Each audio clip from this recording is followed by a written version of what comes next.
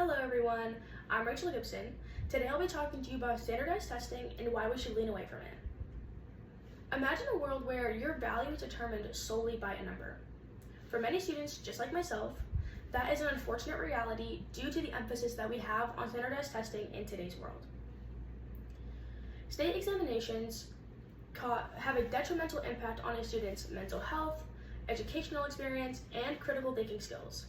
But it's important to note that it doesn't just affect students negatively, it also affects teachers. So today, I'd like to talk to you about 1, how standardized testing affects a person's mental health, 2, how it can impact your learning in the classroom, and 3, how it can overall diminish one's capability to think critically and be creative. Starting off with mental health, specifically students. Oftentimes, teachers will talk up a test in a fearful manner to ensure that students study for said test. Reason being, when students don't test properly or at a certain level for these tests, it reflects on the teacher negatively.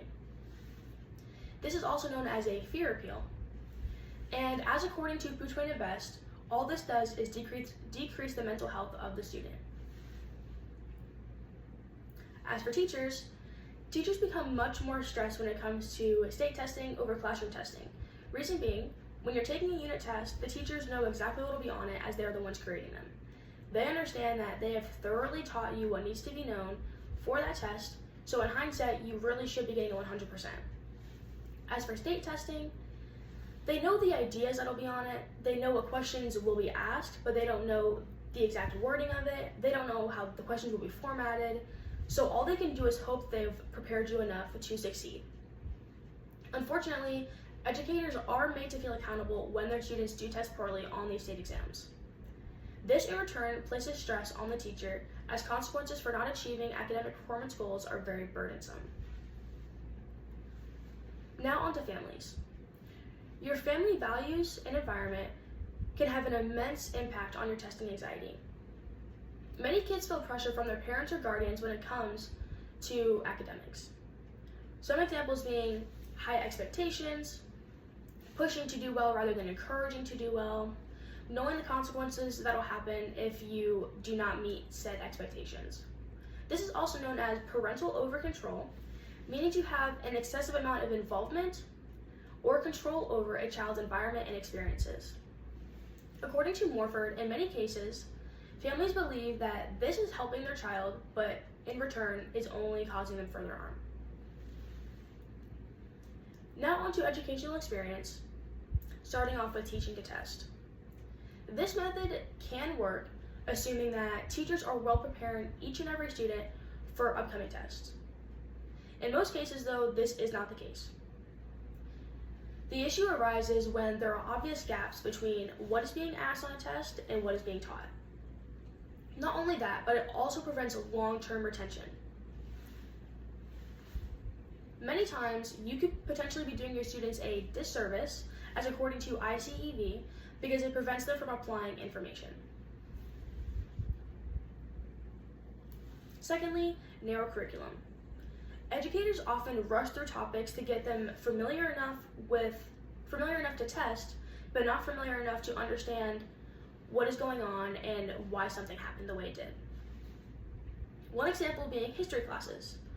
Oftentimes in your history classes, of course you're going to go over important historical events, but you don't necessarily go in depth of what happened and why it happened and what the long-term effect was. Other examples being your elective classes, such as physical education, art, music, etc. These subjects are often neglected to make more time for core classes that are going to have standardized tests.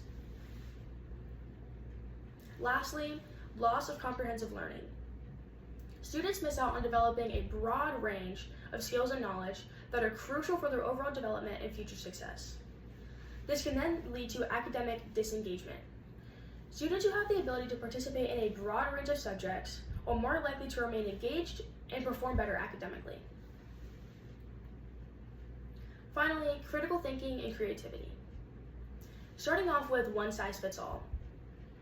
Standardized testing often assumes everyone learns in the same way at the same pace. This can be classified as one size fits all.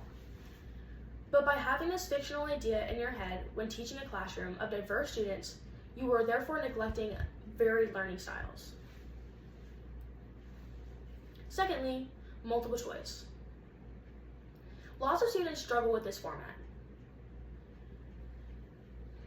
According to Effects of Standardized Testing on Students and Teachers, Key Benefits and Challenges, children who have difficulty with multiple choice questions on grammar or punctuation may be excellent writers, but due to the fact that they're only being tested in a formatted way of multiple choice rather than written response, they're not able to show how much they've really learned and grown. Lastly, lack of real-world preparation. Students are becoming less and less prepared for the real world due to state exams. Standardized testing teaches students to be able to answer questions formatted and worded in a specific way only. As found by Morford, spending more time on test-taking strategies did not improve student success on non-routine story problems, as students were unsure of how to apply the test-taking skills to real-world story problems. So, in conclusion, standardized testing negatively impacts students by doing the following. 1, increases stress and anxiety. 2, it restricts the curriculum. And 3, it limits creativity and critical thinking.